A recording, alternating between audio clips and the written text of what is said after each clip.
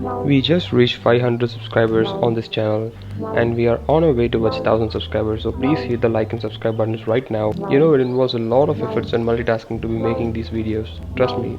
So please do consider hitting the subscribe button, which just takes less than a fraction of a second to do so. And let's slide towards 1000 subscribers ASAP. Papillary carcinoma is the most common type of thyroid cancer in the world, and it is more common in females than males.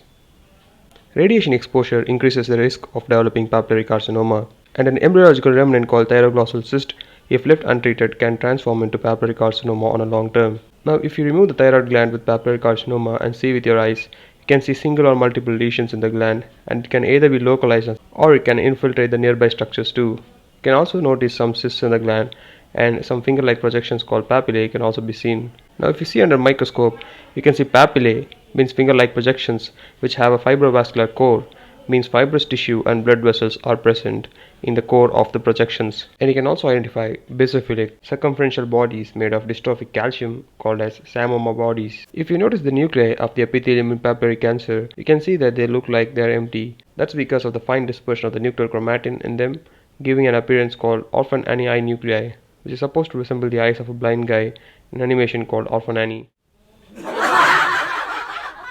Red gene and BRAF gene are the common genes responsible for causing papillary carcinoma if mutated. They usually present as a painless neck swelling which moves with swallowing because thyroid is attached to trachea by condensation of pretracheal fascia called as.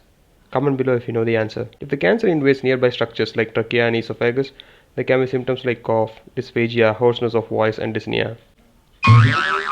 Papillary carcinoma spreads through lymphatic route commonly, and lungs are the most commonly involved organs, followed by liver and bones. Talking about bones, don't forget to check out my channel Skeleton, where you'll find useful 1-minute videos like drug of choices for various conditions and more. Link will be in the end of this video. Papillary carcinoma has a good prognosis. There is a 95% chance for 5-year survival, which is cool. You can support my channel by donating a couple of bucks on this website right here. This is the upcoming video on my skeleton channel, and these are all the upcoming videos on this channel, so hit the subscribe button so you won't have to miss these when they are released. And also slide with me as we hit 1k subscribers soon. And guys, this is a video I've been working on for our main channel which made simple. It will be released soon. I'm sure this will be helpful, like the hydrocele, cleft lip, cleft palate, and hernia videos we released, so make sure to be subscribed. Thank you very much for watching till here. I'm sure you're kind enough to have smashed that like button and subscribe button by now. Click on any of these videos and continue learning like a boss, and I will see you in my next video.